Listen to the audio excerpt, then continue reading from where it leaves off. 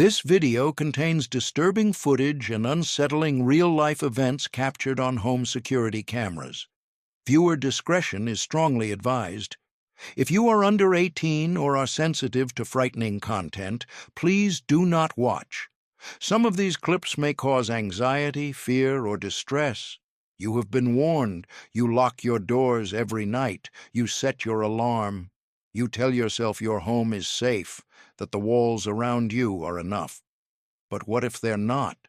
What if the most terrifying moments don't happen inside your home, but just a few inches outside your front door, while you're asleep, while you're distracted, while you're living your life completely unaware? What you're about to read are real events, real homeowners, real footage that was never meant to be seen, not by the public, not by neighbors, not by anyone. These are the recordings that slipped through the cracks of the internet, the ones that make you want to double-check every lock in your house the moment you finish reading. Don't say we didn't warn you. The Eye at the Door. It was just after 2 a.m. on a quiet Tuesday night in a suburban neighborhood outside of Columbus, Ohio, when Jake's German Shepherd, Rex, started going absolutely insane. Rex wasn't the kind of dog that barked at nothing. He was trained, calm, predictable, the kind of dog that only reacted when something was genuinely wrong. So, when Jake heard him losing his mind downstairs, barking and scratching at the front door like something was trying to get in, he didn't roll over and go back to sleep. He grabbed his phone. The notification was already there, glowing on his screen. Motion detected at front door. Jake opened the security app, half expecting to see a raccoon or maybe a delivery driver who'd gotten the address wrong. What he saw instead made his blood run cold. There, filling almost the entire camera frame, was an eye, not a face, not a body, just a single human eye pressed so close to the doorbell lens that it was almost touching it, wide open, unblinking, staring directly into the camera with a focus that felt deliberate, intentional. Like whoever this was, they knew exactly what they were looking at. And then came the sound. Mumbling.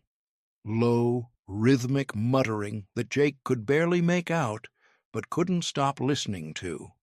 The man, because at this point Jake could see the shadow of a figure crouched at his door, was talking to himself in a way that made the hair on the back of Jake's neck stand up. Not angry, not panicked, just present. Like he'd been there for a while, like this was exactly where he meant to be. The man tried the doorknob next, slowly, deliberately.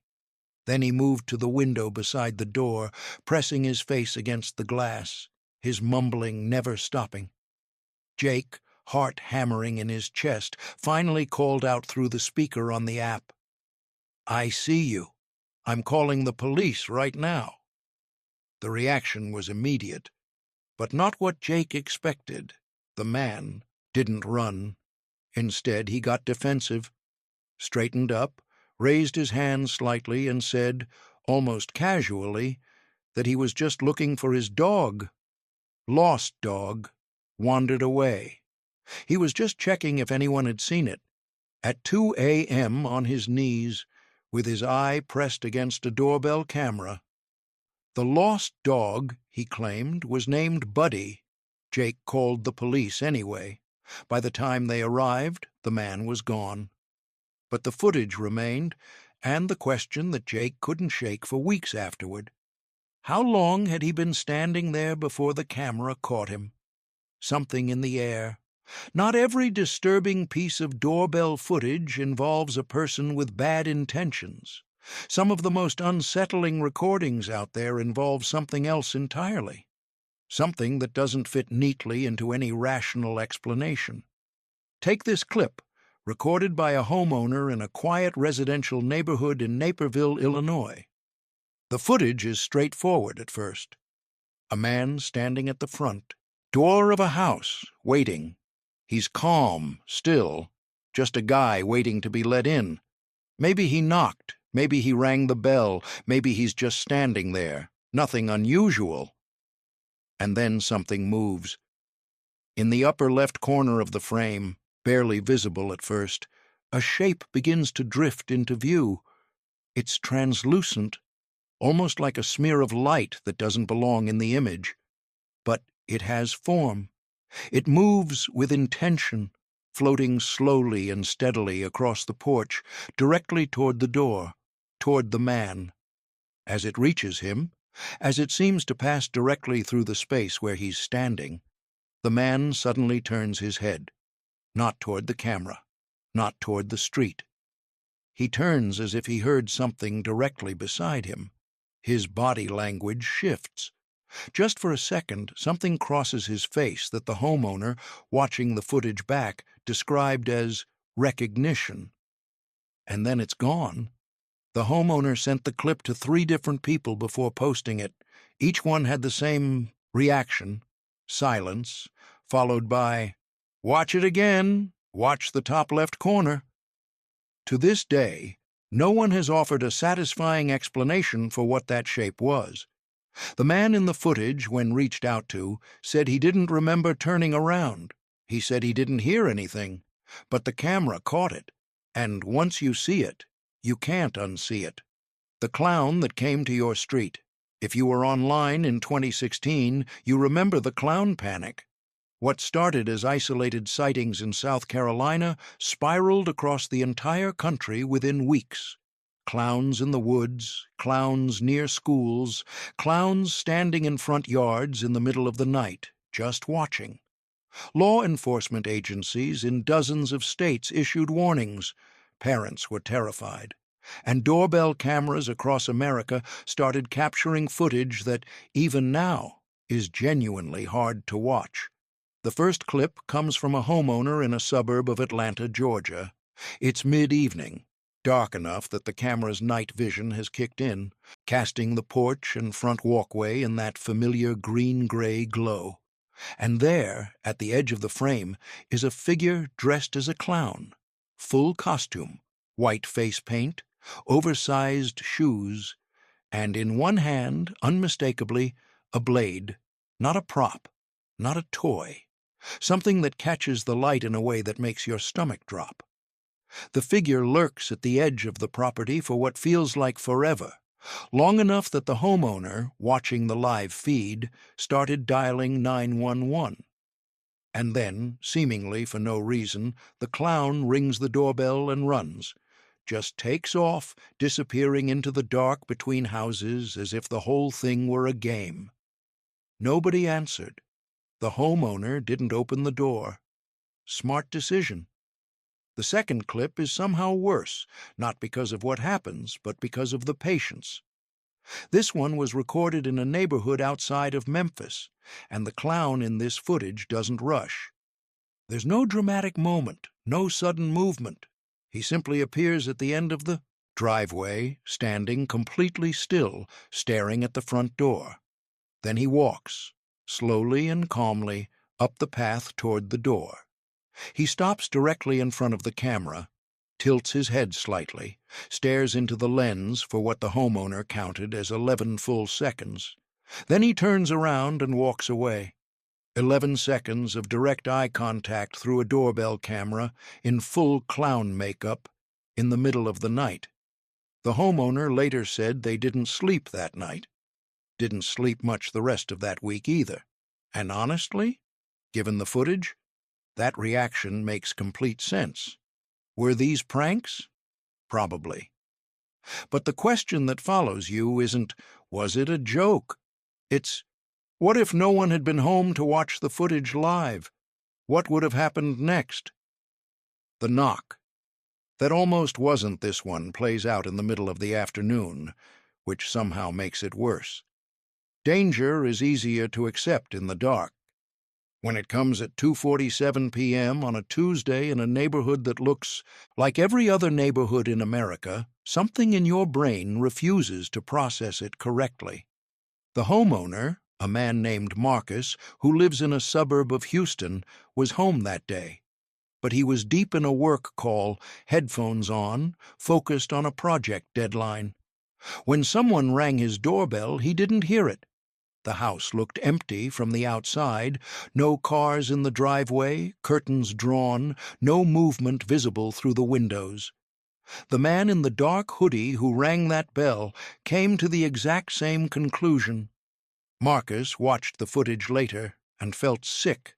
The man in the hoodie had stood at the door for a solid 30 seconds after ringing, waiting, watching, calculating. Then he walked back to the street, pulled out his phone, and made a call. 15 minutes later, he was back. And he'd brought a friend.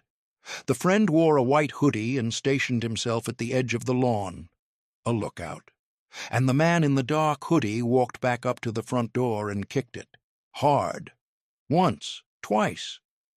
The kind of kicks that are meant to break the deadbolt, not announce a presence. What the two men didn't know was that Marcus could feel the vibration of the impact through the floor of his home office. He ripped his headphones off, grabbed his phone, and shouted toward the door, "Hey, I'm on the phone with the police right now. Don't move." He wasn't on the phone with the police. But they didn't know that. The man in the dark hoodie froze for half a second, and then both men were gone, sprinting down the street and around the corner, disappearing before Marcus had even made it downstairs. He filed a police report.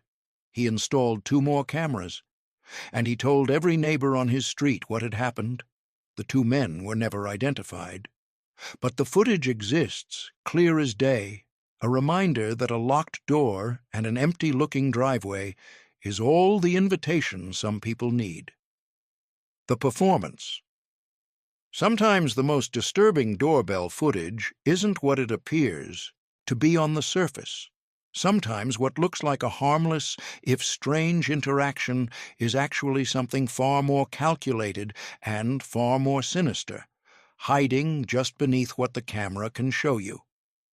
This clip comes from a neighborhood in the suburbs of Phoenix, Arizona, and at first glance it looks almost ordinary. A shirtless man approaches the front door of a house late in the afternoon. He doesn't ring the bell. He doesn't knock. Not really. What he does is pretend to knock. His fist comes close to the door but never makes contact. He goes through the full motion, hand raised, a slight bounce of the wrist. But there's no sound, no impact. Then he begins talking. He's speaking out loud, making what looks for all the world like a casual conversation with someone on the other side of a door that hasn't opened. He smiles slightly. He nods. He gestures with his free hand. He is performing a conversation with a homeowner who isn't there, and he's performing it well.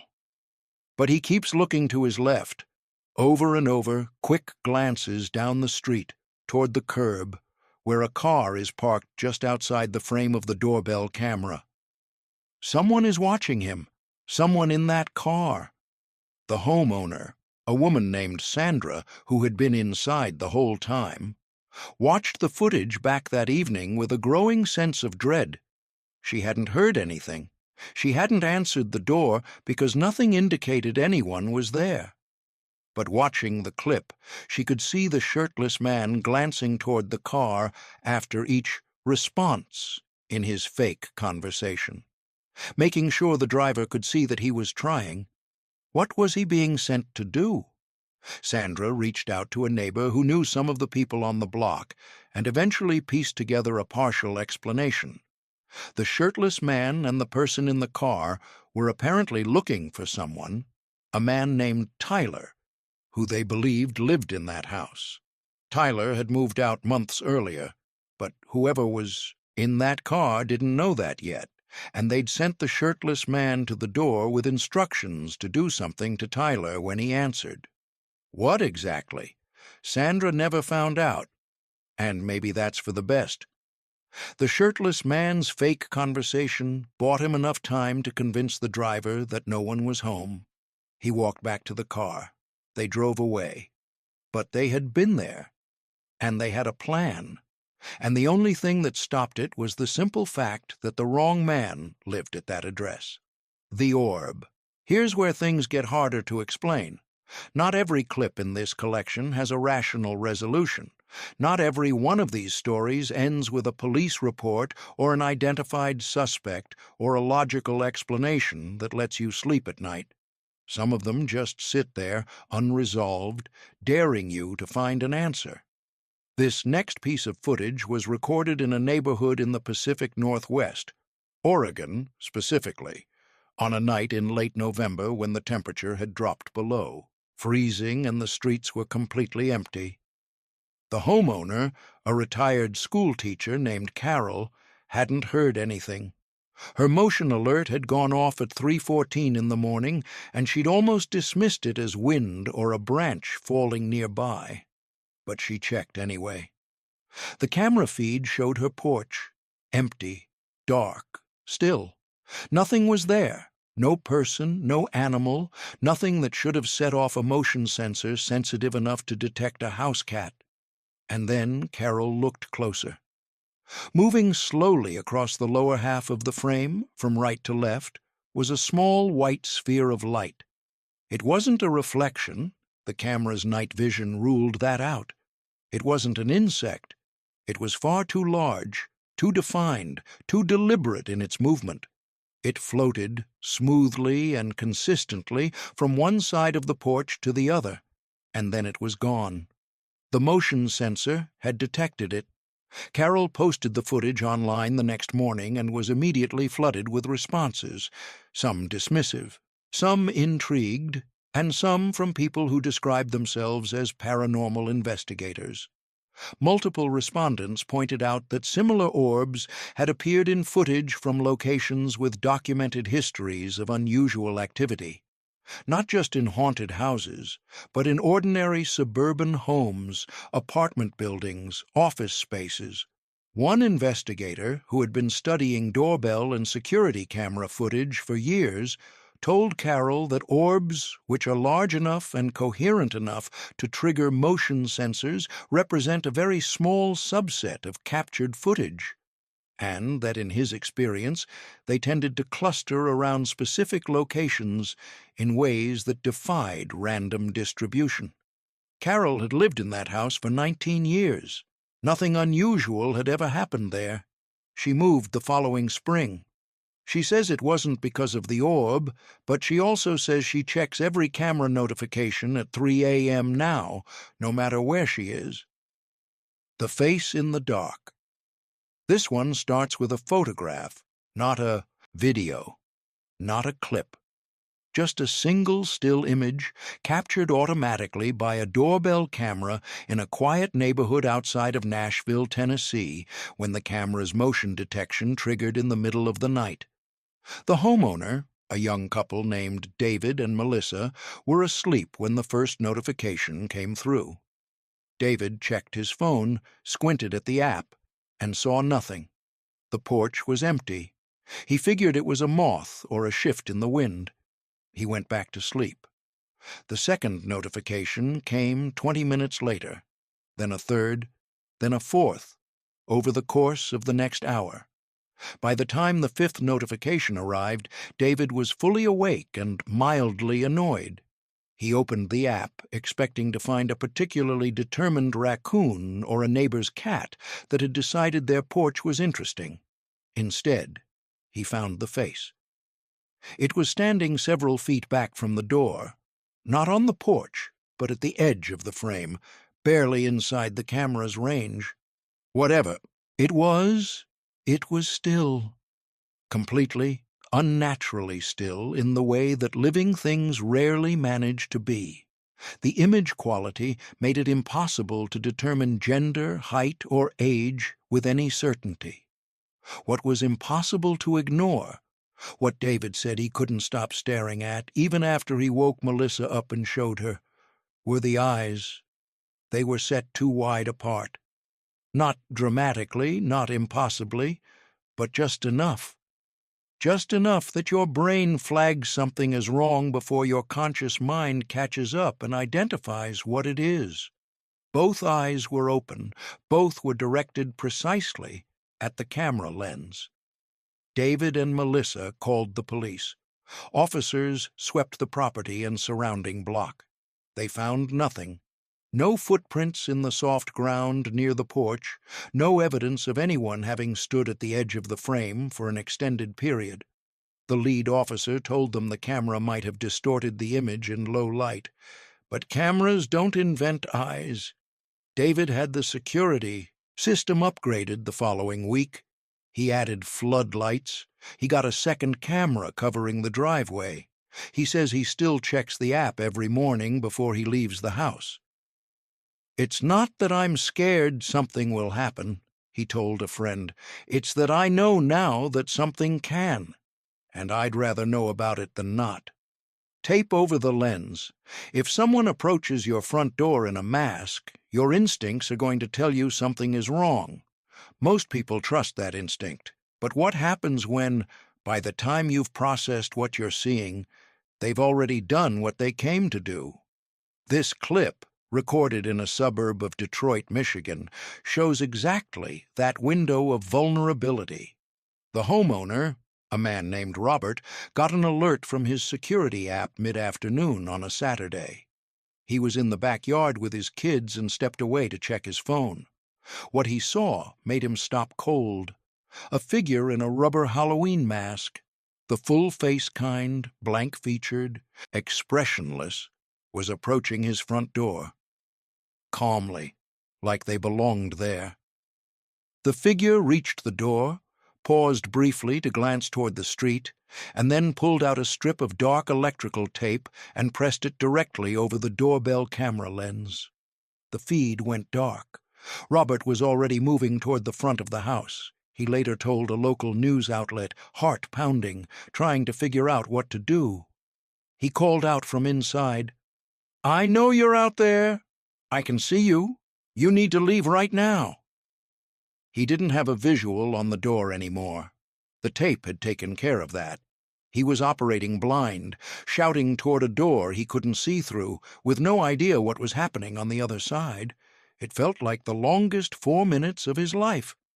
Eventually, a corner of the tape curled away from the lens on its own, adhesive failing against the metal surface, and the camera feed flickered back to life. The masked figure was still there, still standing at the door, unmoving. And then, for reasons Robert still can't explain, the figure simply turned and walked away. Robert doesn't know if it was kids playing a genuinely dangerous prank or something with much darker intentions. The police who responded weren't able to determine it either.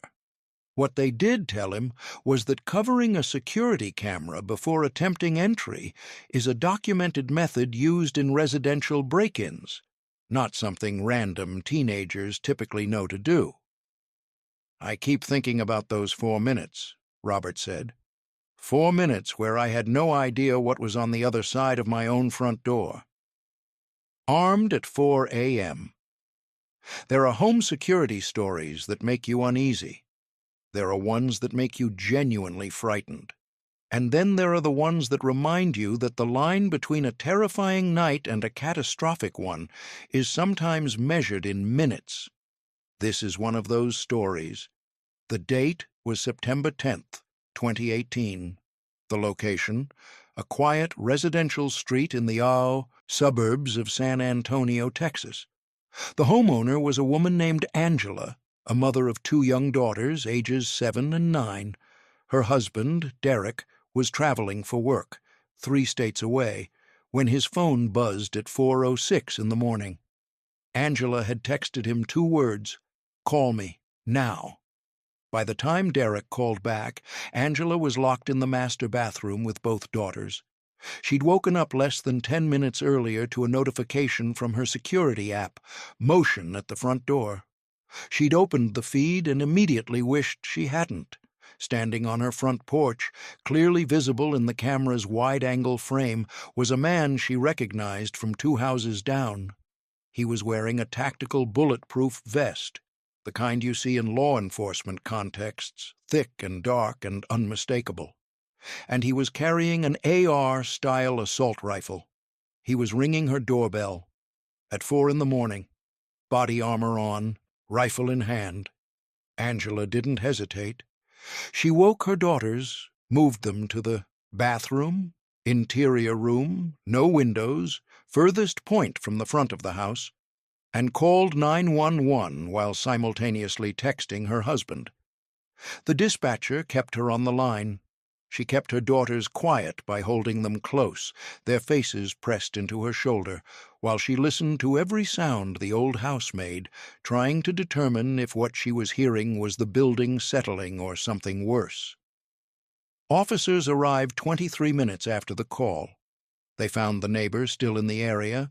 He was taken into custody without incident and later charged with aggravated assault. But the story that emerged in the days following was the part that stayed with people. Angela later told investigators that her neighbor's teenage daughter had shown up at their house several weeks earlier, visibly upset, asking if she could spend the night. The girl had said something that Angela hadn't thought much of at the time. "I'm scared of my dad when he gets like this." Like this? Nobody knew at the time what "like this" meant for the man down the street, or what he'd been planning when he strapped on that vest and picked up that rifle in the middle of the night and walked to the house where his daughter had once taken refuge. What Angela knows is that her doorbell camera woke her up in time to get her children somewhere safe, and that 23 minutes felt like 23 hours. "I think about the families without cameras," she said later. "I think about that a lot." The gun at the door. Some clips are horrifying not because of what happens, but because of how close something terrible came to happening. This particular footage was captured by a homeowner in the suburbs of Charlotte, North Carolina, on an ordinary evening when nobody inside the house had any reason to think anything was wrong. The doorbell rang. Normal enough, except when the homeowner pulled up the security app instead of answering the door. They saw a man they didn't recognize standing at the door with a handgun in his right hand, partially concealed against his thigh, but visible to the camera at just the right angle. The man had his face turned slightly away, clearly trying to avoid looking directly at the camera. He rang the bell again. He shifted slightly to the side of the door, positioning himself where he wouldn't immediately be visible through the peephole, and settled in to wait. Nobody answered. Nobody made a sound inside. The homeowner had already moved away from the door and was on the phone with 911, speaking in a quiet, controlled voice, relaying everything the camera was showing them in real time. The man at the door waited for nearly 4 minutes. Then he walked down the porch steps, rejoined a second individual who'd been waiting out of frame on the sidewalk, and the two walked quickly down the street and turned the corner. Police responded within minutes but found no trace of the two men in the immediate area. What the homeowner said afterward was simple and hard to forget. "I almost opened the door. I had my hand on the knob before I thought to check the app first. That was the only thing." One habit, one decision to check the camera instead of just opening up. That's the distance between a story you tell people and one you don't get to tell.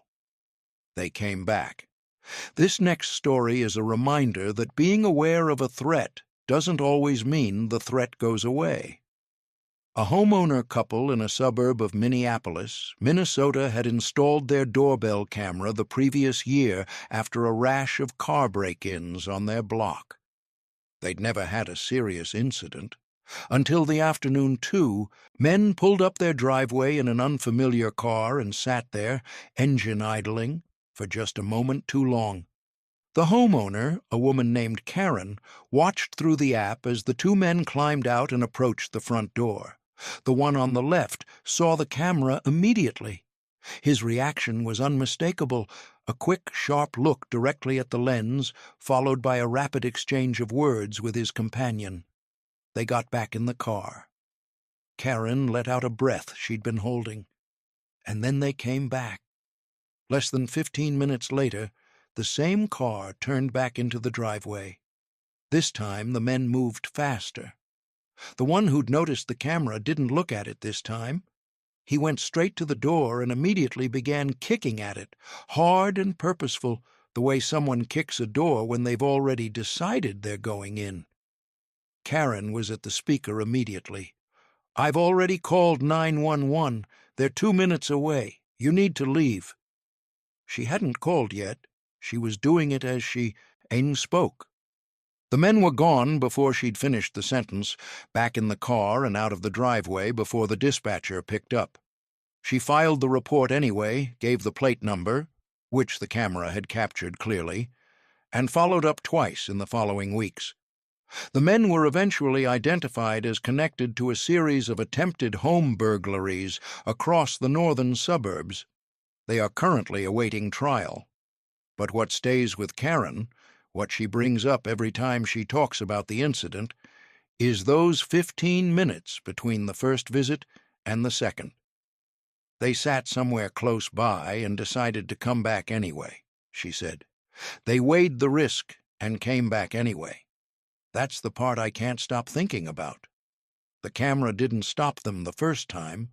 Nothing stopped them the second time except my voice. The figure across the street. And now we come to the one that doesn't have an explanation. Every collection of doorbell footage has one, a clip, that floats through the rational filters and lands somewhere that reason can't quite reach. This is that clip. It was recorded sometime in late autumn in a suburb outside of Denver, Colorado.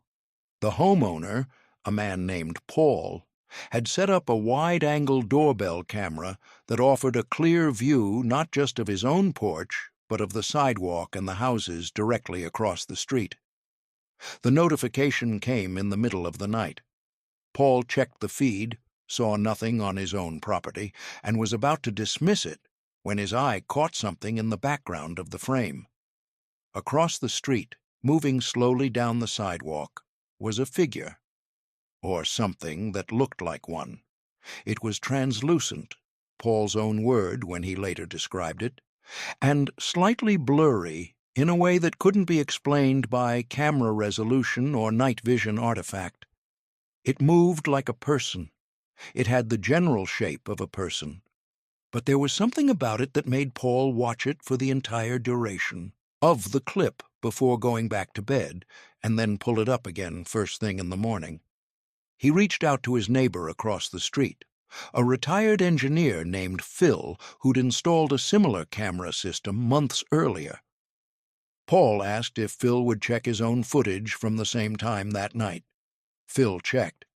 His camera, pointed at the same stretch of sidewalk from the opposite direction, showed nothing. No figure, no movement, no shape of any kind drifting down the sidewalk at 2 a.m. Paul's camera had captured it. Phil's camera, covering the same ground, hadn't. 2 cameras, same stretch of sidewalk, same moment in time. Only one of them saw what was there. Paul still lives in that house. He's left the camera up, and sometimes on nights when he can't sleep, he opens the app and watches the sidewalk across the street for a while. "I don't know what I'm looking for," he said. "I just know it was there once, and I keep thinking it might come back." The neighbor you thought. You knew!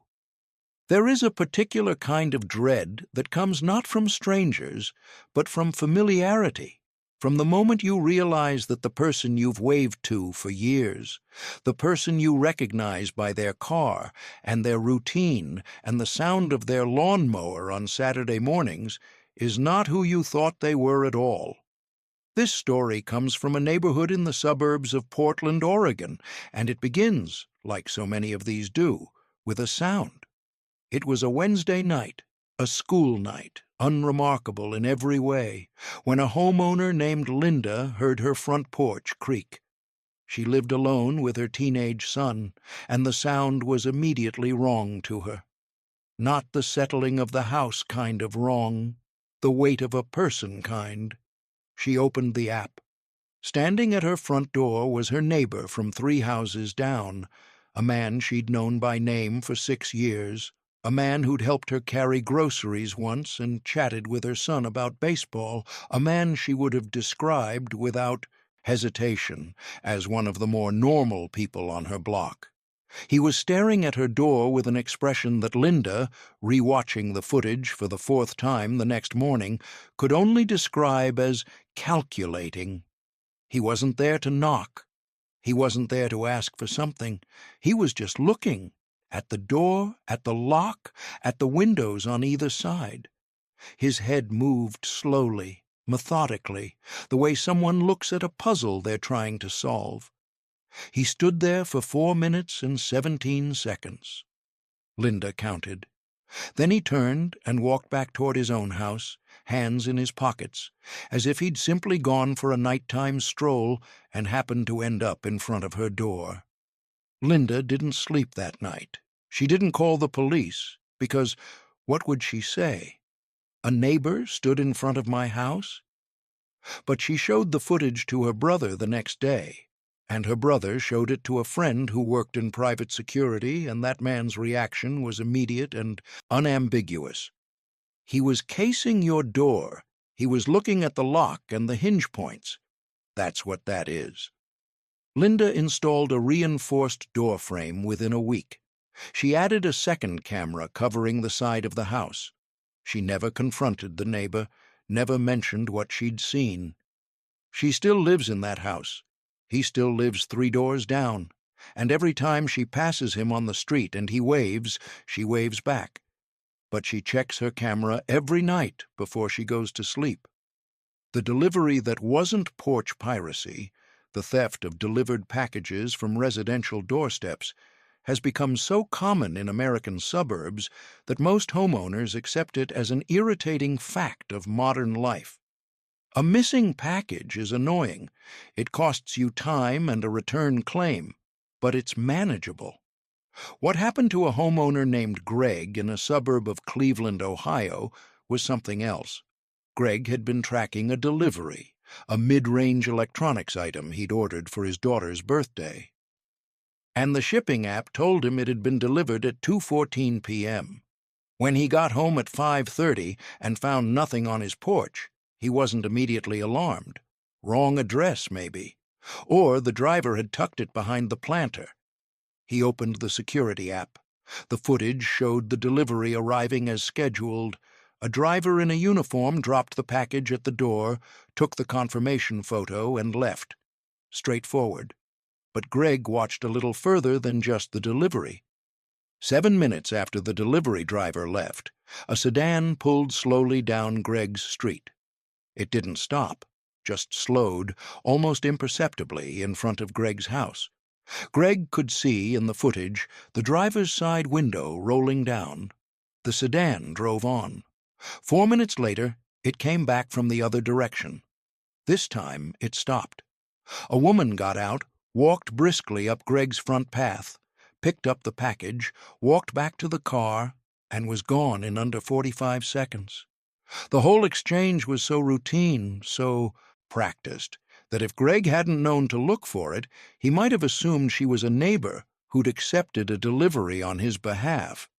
She wasn't. Greg confirmed this by going door to door on his block that evening. Nobody knew her. What Greg realized, sitting with the footage that night, was that the sedan had been slowly driving the neighborhood for some time, checking porches, noting deliveries, waiting for residents to leave. A coordinated, unhurried operation in the middle of a Wednesday afternoon. He turned the footage over to the police. The partial plate he'd captured from the camera led to an identification, and the woman was linked to a ring operating across 3 different suburban counties, with more than 40 documented thefts. Greg's daughter got her birthday gift, eventually. But Greg said the thing that stuck with him wasn't the theft itself. "She walked up to my door in broad daylight like she lived there," he said. "And she would have gotten away with it completely if I hadn't thought to watch the footage past the delivery part. Nobody thinks to do that. That's what they're counting on. What the child saw." Some stories in this collection involve adults making deliberate, calculated choices. This one is different. This one involves a child, and what a child can inadvertently reveal about the adults around them. A homeowner in a suburb of Seattle, Washington, a woman named Michelle, had installed her doorbell camera primarily to monitor packages and keep an eye on her young kids when they played in the front yard. Standard use, practical. But one afternoon in early March, the camera captured something she hadn't anticipated. Michelle's 8-year-old daughter had gone to the door to answer what Michelle assumed was the neighborhood mail carrier. Michelle was in the kitchen and could hear her daughter talking to someone, normal, cheerful, kid on a Tuesday energy, and didn't think anything of it. Later that evening, she reviewed the footage. The person at the door was not the mail carrier. It was a man Michelle had never seen before, not from the neighborhood, not recognizable from any context, who spent just under 3 minutes talking to her daughter through the screen door. He was friendly, calm, smiling. He asked her questions. He asked her if her parents were home. He asked her if she was usually home alone after school. He asked her what her name was. Michelle's daughter, with the open trust of an 8-year-old, answered all of them. The man left when Michelle's daughter said she was going to get her mom. He was gone by the time Michelle reached the front door. Michelle watched that footage 4 times. Then she sat her daughter down and had a conversation she wishes she'd had sooner, about which questions are safe to answer and which aren't, about strangers at the door, about the fact that being friendly and being safe are 2 different things. She shared the footage with local neighborhood groups and school safety coordinators. The man was never identified. "She didn't do anything wrong," Michelle said. "She was just a kid being a kid. But watching that footage, watching him ask her those questions while I was 30 feet away making dinner, that's something I'll carry for the rest of my life." The return visit. Not every incident that gets captured on a doorbell camera is resolved quickly. Some of them stretch out over days, over weeks, a slow drip of dread that accumulates until you can't ignore it any longer. A homeowner in a suburb of Baltimore, Maryland, named Thomas, first noticed the car when it appeared on his camera footage on a Tuesday night. An older model silver sedan, idling at the curb across the street for 11 minutes before driving away. He noted it, found it slightly odd, and moved on. It came back Thursday, same car, same spot, 14 minutes this time. Thomas watched the footage on Thursday night with a different kind of attention than he'd watched it Tuesday. On Saturday morning, the car was back, and this time, the driver got out. He walked slowly around the outside of Thomas's property without ever setting foot on it. He looked at the garage door. He looked at the side gate. He stood for a moment at the edge of the driveway and appeared to take a photograph with his phone. Then he got back in the car and drove away. Thomas called the police after the Saturday visit and showed them all 3 clips. The officers were familiar with the behavior, a documented pre-burglary assessment pattern. They increased patrols in the area and advised Thomas on security upgrades. The car never came back, but Thomas told his story to everyone on his street, and in doing so, discovered that 2 other neighbors had noticed the same silver sedan at different points in the previous week, and neither of them had thought to mention it. "We had 3 sets of footage of the same car," Thomas said. "If we'd compared notes sooner, we might have caught him. Instead, we were each sitting with a piece of the puzzle, separately, not knowing the others had pieces too." He started a neighborhood security chat the following week. Today it has 63 members. 3 in the morning. There's a reason so many of these stories happen in the darkest hours of the night. At 3 a.m., your judgment is softer, your instincts are slower. The rational part of your mind that would clock something as wrong during daylight hours takes longer to come online. Whoever knocked on the door of a homeowner named James in a suburb of Kansas City, Missouri at 3:17 in the morning on a Thursday in November knew that. James was a light sleeper and heard the knock immediately.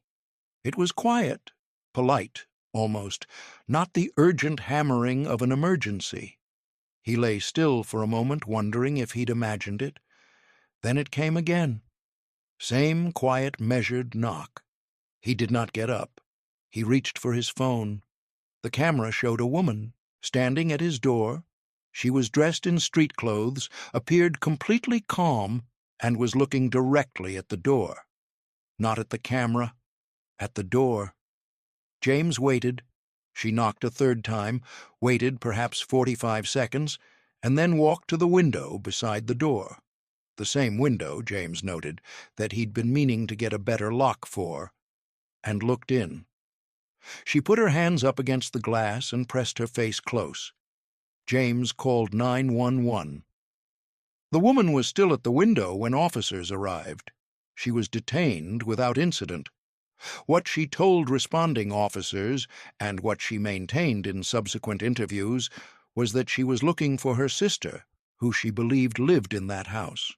No one by that description lived there. No one matching her description had any connection to the property, the address, or the surrounding block that investigators could establish. She was released without charges. There was nothing, legally, to hold her on. James had the window lock replaced the next morning. He added motion-activated floodlights that weekend. He says he still thinks about her hands pressed against the glass.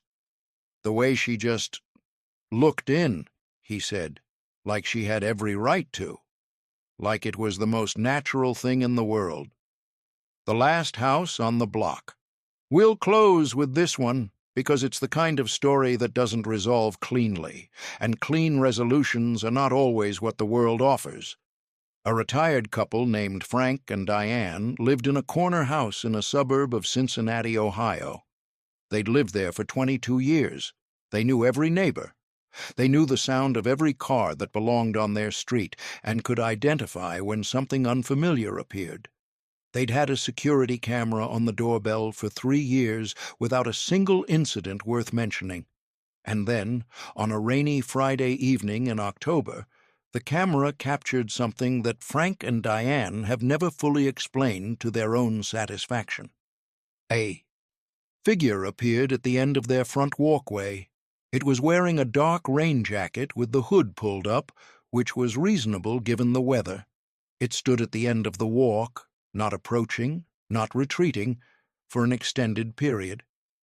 Frank saw the notification and opened the app immediately. The figure just stood there. Frank spoke through the doorbell speaker. "Can I help you?"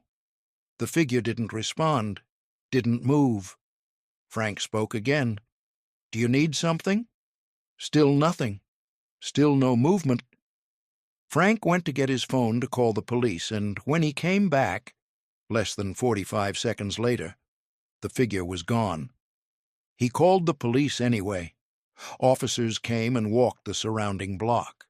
It had been raining hard enough that there should have been footprints in the soft ground of the front lawn near the walkway. There weren't any. The rain had been falling steadily for over an hour. The ground was saturated, and yet the patch of lawn between the end of the walkway, where the figure had been standing, showed no impression at all. Frank replayed the footage 6 times that night. The figure was there.